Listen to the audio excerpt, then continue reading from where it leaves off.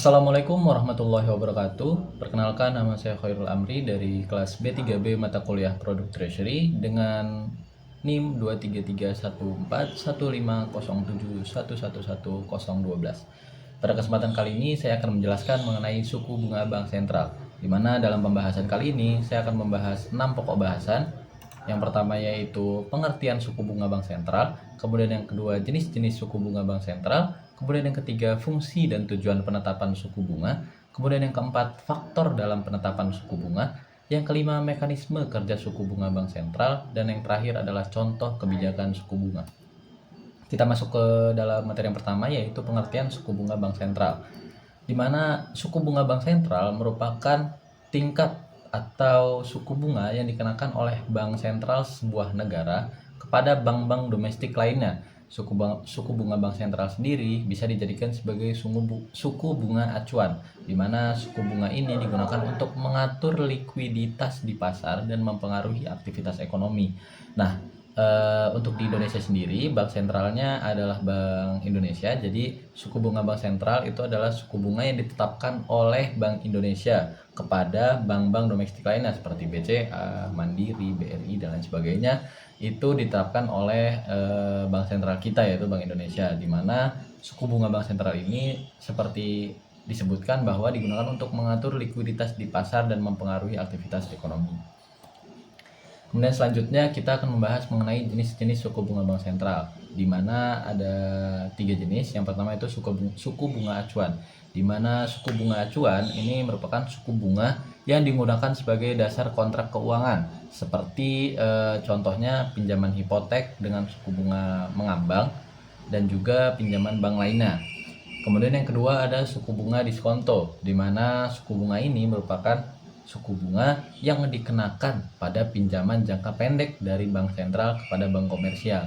Jadi suku bunga diskonto ini adalah suku bunga yang dikenakan pada pinjaman jangka pendek dari Bank Indonesia, contohnya kalau dari kita itu ke bank-bank lainnya gitu untuk kebutuhan dari bank tersebut. Kemudian yang terakhir itu ada suku bunga operasi pasar terbuka, di mana suku bunga ini merupakan suku bunga yang dibayarkan atas sekuritas utang yang diperdagangkan di pasar terbuka. Kemudian selanjutnya ada fungsi dan tujuan penetapan suku bunga. Di sini terdapat beberapa fungsi dan tujuan dari penetapan suku bunga.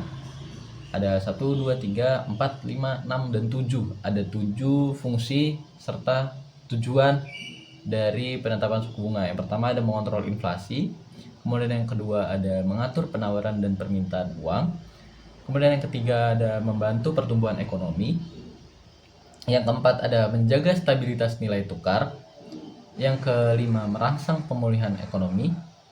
Yang keenam memelihara stabilitas keuangan. Dan yang terakhir ada meminimalisir kecurangan. Kemudian kita lanjut ke bagian 4 yaitu faktor-faktor dalam penetapan suku bunga.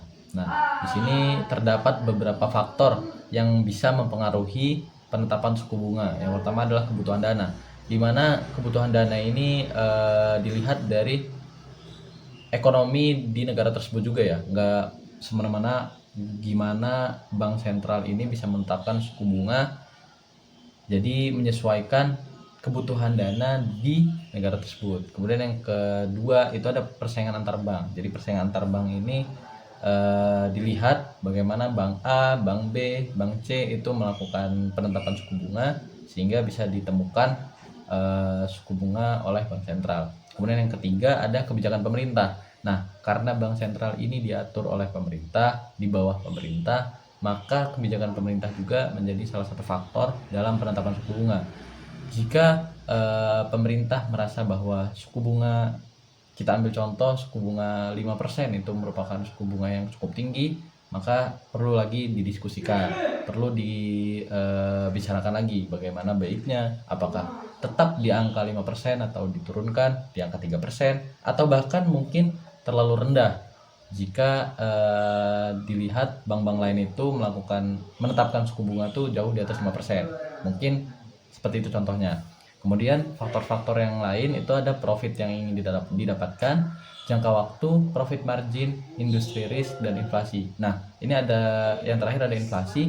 Itu bersangkutan dengan materi sebelumnya, yaitu inflasi. Jadi ketika inflasi ini sedang melonjak, ketika harga sebuah barang, harga sebuah barang-barang konsumsi terutama ya yang digunakan oleh konsumen itu, ketika harganya naik atau terjadi inflasi yang mungkin cukup besar atau lumayan besar, maka bank sentral tidak bisa sesuka hati untuk menetapkan suku bunga yang cukup tinggi, karena kan dikhawatirkan jika suku bunganya tinggi, para nasabah atau bank-bank lain pun harus mengacu pada suku bunga tersebut, dimana ketika bank lain mengacu pada suku bunga tersebut, nasabah yang berada di bank-bank komersial itu merasa kewalahan gitu. Jadi perlu diperhatikan tingkat inflasinya. Kemudian yang kelima yaitu mekanisme kerja suku bunga bank sentral, di mana ada 3 mekanisme kerja suku bunga bank sentral. Yang pertama ada operasi pasar terbuka, kemudian yang kedua ada fasilitas diskonto, dan yang terakhir ada komunikasi dan forward guidance. Jadi untuk operasi pasar terbuka itu bank sentral membeli atau menjual surat berharga untuk mengendalikan jumlah uang beredar. Jadi jumlah uang beredar tadi kan sangat mempengaruhi stabilitas ekonomi ya, apalagi di bagian inflasi. Jadi bank sentral itu melakukan cara untuk bisa mengendalikan jumlah uang beredar dengan membeli atau menjual surat berharga nasional atau SBN. Kemudian yang kedua ada fasilitas diskonto, di mana bank sentral menyediakan pinjaman kepada bank komersial dengan tingkat bunga tertentu. Jadi bank-bank komersial itu bisa untuk minjem ke bank sentral yang ada di negaranya masing-masing untuk mungkin sebuah kondisi, tapi dengan catatan dilakukan penetapan bunga yang memang sudah disetujui sebelumnya. Kemudian yang terakhir ada komunikasi dan forward guidance. Jadi banyak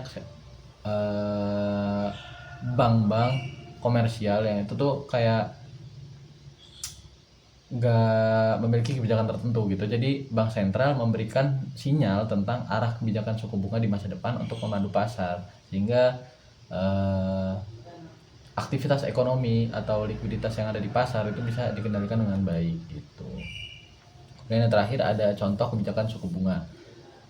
Contoh kebijakan suku bunga di Indonesia. Jadi kebijakan suku bunga di Indonesia itu tadi ya yang sudah kita bahas, bahwa Bank Sentral Indonesia itu adalah Bank Indonesia. Jadi kebijakan suku bunga ini ditetapkan oleh Bank Indonesia untuk mempengaruhi aktivitas perekonomian. Contoh kebijakan suku bunga di Indonesia antara lain itu ada 4. Yang pertama BI 7-day repo rate atau BI 7 DRR.